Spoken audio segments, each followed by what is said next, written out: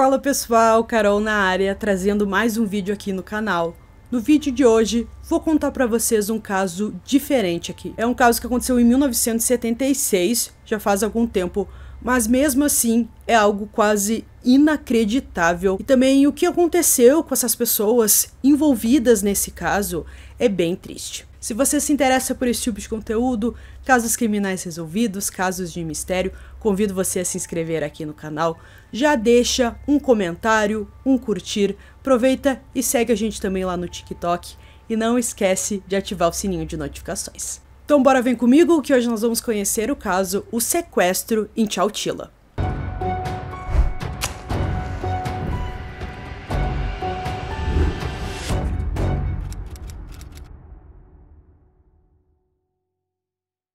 Por volta das 4 horas da tarde da quinta-feira, 15 de julho de 1976, o motorista do ônibus escolar Frank Edward Ray, ou apenas Ed, estava levando 26 alunos da Dairyland Elementary School para casa, depois de uma viagem.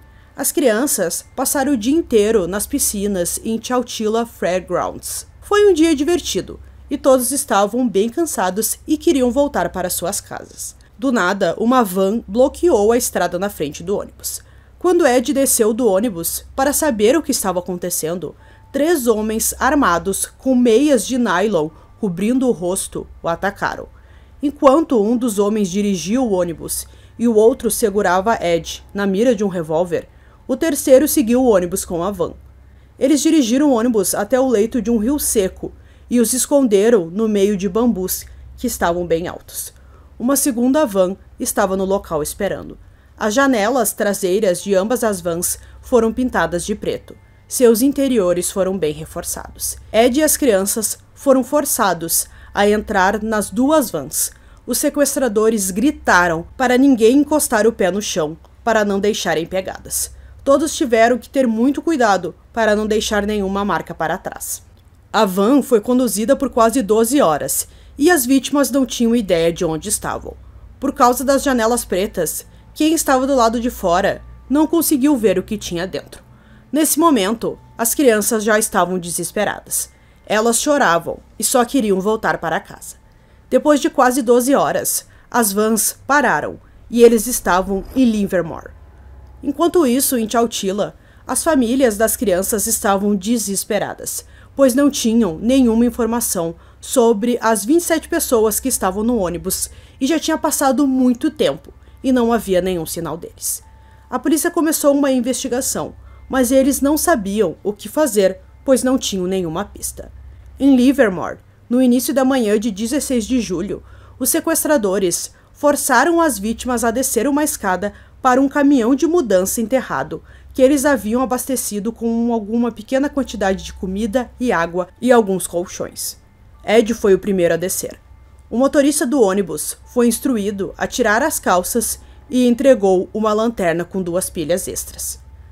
As crianças foram questionadas sobre seus nomes e instruídas a entregar algumas peças de roupas que as identificassem. Os sequestradores puxaram a escada e fecharam a tampa do caminhão e enterraram o motorista e as crianças vivas. O risco de sufocamento existia, apesar de ter um tubo de ar. As crianças começaram a chorar dentro do caminhão soterrado. Ed também estava desesperado, mas conseguiu rezar com as crianças para acalmá-las. O caminhão onde eles estavam era velho e o teto fazia muito barulho por causa da terra que estava em cima. Ed pensou que em qualquer momento o teto poderia ceder e eles seriam soterrados vivos. Em algum momento, o Ed e as crianças mais velhas tentaram ali de alguma forma empilhar alguns colchões para chegar até uma abertura que tinha no topo do caminhão. Então eles viram que era algo muito pesado, porque em cima dessa tampa tinha uma espécie ali de um pedaço de metal e também tinha 2 baterias que pesavam cerca de 45 quilos. Aquele local era o único local que eles tinham para fugir.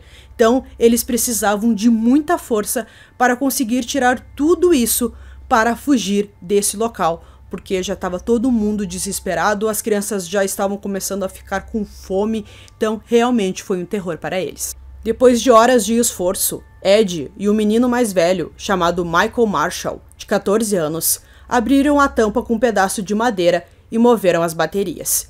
Eles então cavaram o restante dos destroços que bloqueavam a entrada. 16 horas depois de terem entrado no caminhão, o grupo conseguiu fugir e saíram correndo desesperados e foram até a guarita da pedreira, perto do Parque Regional Shadow Cliffs. O guarda que estava no local ficou chocado a ver as crianças desaparecidas do noticiário em sua guarita. Neste momento, o desaparecimento deles já era de conhecimento de todos. O guarda avisou a polícia e pouco tempo depois, as autoridades estavam lá para levar o grupo em segurança para Chowchilla. Quando eles chegaram lá, mais de 500 pessoas estavam os esperando e o reencontro das crianças com seus familiares foi muito emotivo. Eu me senti como um animal indo para o matadouro, disse Jennifer Brown, uma vítima que tinha apenas 9 anos. Quando a polícia voltou à investigação, eles suspeitaram de um homem chamado Frederick Newhall Woods, de 24 anos, que tinha acesso a essa pedreira onde o caminhão foi enterrado, e ele também tinha tempo suficiente para enterrar o caminhão de mudança no local. Ele e 2 de seus amigos, os irmãos James e Richard Schoenfield, de 24 e 22 anos, já haviam sido condenados por roubo de veículos, pelo qual foram condenados à liberdade condicional. Os guardas dessa pedreira testemunharam aos detetives que meses antes do sequestro, eles observaram 3 jovens construindo um buraco bem grande nessa pedreira. Eles alegaram que Fred Woods era um deles. O mandado foi executado na propriedade do pai de Frederick, e por lá a polícia recuperou uma das armas usadas no sequestro, bem como o rascunho de uma nota de resgate, mas os 3 homens haviam fugido. Frederick foi pego 2 semanas após o sequestro em Vancouver, no Canadá. James foi capturado no mesmo dia em Menlo Park, na Califórnia, enquanto Richard se entregou voluntariamente às autoridades 8 dias após o sequestro. Agora que a polícia já sabia que eles tinham cometido o crime, eles começaram a falar. Os sequestradores contaram que não conseguiram ligar pedindo o resgate pretendido de 5 milhões porque as linhas telefônicas para o departamento de polícia de Chowchilla estavam bloqueadas por causa de ligações da mídia e das famílias em busca de seus filhos. Eles foram dormir em algum momento. Em 16 de julho, eles acordaram tarde e viram as reportagens na televisão que as vítimas tinham conseguido fugir e estavam seguras. James afirmou mais tarde que, apesar de vir de uma família rica, ele e Frederick estavam muito endividados.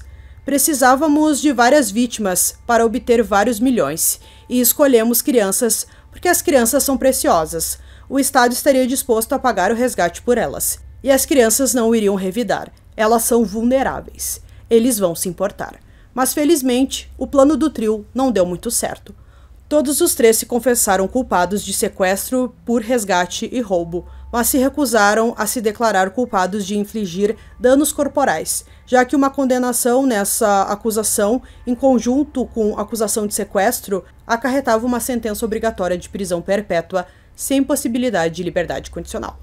Eles foram julgados pela acusação de lesão corporal, considerados culpados e receberam a sentença obrigatória, mas suas condenações foram anuladas por um tribunal de apelações que concluiu que as lesões físicas sofridas pelas crianças, principalmente cortes e contusões, não atendiam ao padrão de lesão corporal sob a lei. Em julho de 1977, eles foram condenados à prisão perpétua com possibilidade de liberdade condicional. Os 3 sequestradores passaram por mais de 60 audiências de liberdade condicional no total. Richard Schoenfeld foi libertado em 2012 e seu irmão James foi libertado em agosto de 2015.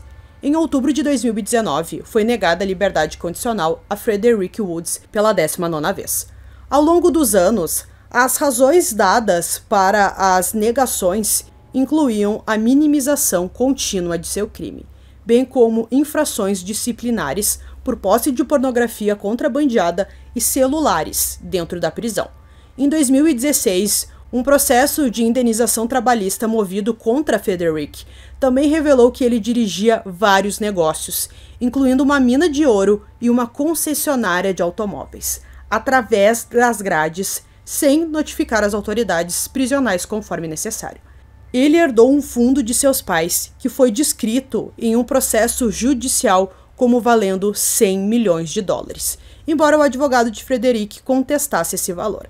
Ele se casou 3 vezes enquanto estava na prisão e comprou uma mansão a cerca de 30 minutos da prisão em que estava. Em março de 2022, um painel de 2 comissários recomendou Frederick Woods para a liberdade condicional. A recomendação exigia a aprovação de todo o Conselho de Liberdade Condicional, da Divisão Jurídica de Conselho e do governador da Califórnia. O governador da Califórnia, Gavin Newsom, pediu ao Conselho de Liberdade Condicional para reconsiderar sua decisão, mas a decisão foi confirmada. Em 17 de agosto de 2022, foi relatado que a liberdade condicional de Frederick havia sido concedida e ele foi liberado. Um estudo feito mais tarde descobriu que as crianças sequestradas sofreram de ataques de pânico, pesadelos envolvendo o sequestro e morte e mudanças de sua personalidade. Muitos desenvolveram medo de coisas como carros, escuro, vento, ratos e cachorros. E um deles atirou em um turista japonês com uma espingarda de chumbinho quando o carro do turista quebrou na frente de sua casa. Muitas das crianças continuaram a relatar sintomas de trauma por pelo menos 25 anos após o sequestro, incluindo o abuso de substâncias e depressão, e várias foram presas. Em 2016, as crianças sequestradas sobreviventes resolveram um processo que haviam aberto contra seus sequestradores. O dinheiro que receberam foi pago com o fundo de Frederick Woods, e embora o valor exato não tenha sido divulgado, um sobrevivente afirmou que cada um recebeu o suficiente para pagar uma terapia, mas não o suficiente para comprar uma casa. Ed, o motorista, recebeu uma citação da California School Employees pelo seu excelente serviço comunitário. Antes de morrer em 2012, ele recebeu a visita de muitos dos alunos que ele ajudou a salvar. O sequestro do ônibus de Chowchilla é o maior sequestro em massa da história americana. Naquele momento, havia 19 meninas e 7 meninos no ônibus. Larry Park, uma das vítimas, disse a um programa que perdoou os seus sequestradores. James Schofield, que estava com 24 anos durante o sequestro, recebeu liberdade condicional em 2015, aos 63 anos. Ele usa um monitor para a polícia sempre saber onde ele está. Atualmente ele mora com a mãe. Richard, seu irmão, estava com 22 anos durante o sequestro. Ele recebeu a liberdade condicional em 2012, aos 57 anos. Frederick Woods estava com 24 anos quando cometeu o sequestro. Ele saiu da prisão com 70 anos. James disse aos funcionários da condicional que tinha ciúmes de seus amigos que tinham uma Ferrari. Então eles achavam que seria interessante sequestrar algumas crianças para pedir o resgate. Frederick disse em uma audiência anterior de liberdade condicional que ele simplesmente ficou ganancioso. Ele disse também em 2012 que ele não precisava do dinheiro porque sua família tinha muito dinheiro, então não fazia sentido, parece que eles simplesmente queriam ter ainda mais dinheiro. Tive empatia pelas vítimas, o que não tinha na época, disse Frederick na audiência de liberdade condicional do ano passado. Eu tive uma mudança no meu comportamento desde então. A diretora do Distrito Escolar Unificado de Anvil Dairyland Union disse o seguinte sobre a liberação de Frederick. É difícil articular tudo o que eu estou sentindo, todo o sofrimento que ele causou àquelas crianças ao longo de suas vidas, que continuará inabalável. Sua contínua incapacidade de conformar seu comportamento às regras, demonstrando sua própria falta de reabilitação, sua óbvia falta de compreensão do impacto que seus atos têm sobre os outros, conforme demonstrado pela totalidade de sua conduta na prisão. Um monumento de granito foi dedicado às vítimas e está localizado ao lado do Departamento de Polícia de Chowchilla, para marcar o local onde as vítimas se reuniram com suas famílias. Em 26 de fevereiro de 2015, aniversário de Edward Ray, a cidade de Chowchilla renomeou oficialmente e dedicou o maior parque da cidade para ele. Isso é uma homenagem que a cidade fez para ele e que por lá eles consideram o homem como um herói local. Então, pessoal, concluindo esse caso aqui para vocês, como vocês viram, foi terrível, por mais que ninguém tenha morrido nesse sequestro, mas tudo o que causou dessas crianças, os danos, então com certeza eles sofrem até os dias de hoje por causa de tudo isso que aconteceu. E o Ed com certeza foi um herói naquele dia, porque graças a ele as crianças saíram em segurança, todo mundo sobreviveu, ele foi muito forte, então foi muito merecida essa homenagem que ele recebeu. Então espero que vocês tenham gostado desse vídeo. Esse foi mais um vídeo aqui no canal Durmam Bem. E até o próximo.